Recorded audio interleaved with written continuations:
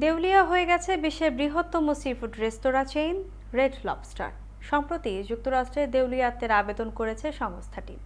প্রতিযোগিতায় টিকে থাকতে না পারার ব্যর্থতা এবং ঋণের বিশাল বোঝার চাপে শেষ পর্যন্ত ব্যবসায় বন্ধ করে দেওয়ার সিদ্ধান্ত নিয়েছে তারা। মধ্যবিত্ত মার্কিনীদের হাতে সুলভ দামের সাগরের সুস্বাদু গলদা চিংড়ি তুলে দেওয়ার জন্য বিখ্যাত ছিল রেড লবস্টার। ধীরে ধীরে এটি হয়ে ওঠে বিশ্বের সবচেয়ে বড় সিফুড রেস্তোরাঁ চেইন। কিন্তু হঠাৎ খেই হারায় তারা।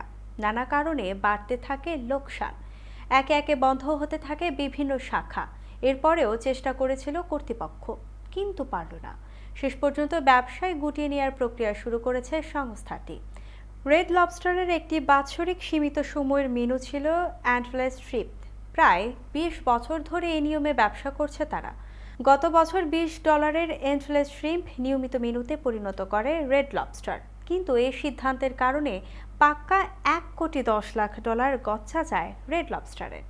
গত 19 মে যুক্তরাষ্ট্রে দেউলিয়াত্বের আবেদন করেছে সংস্থাটি।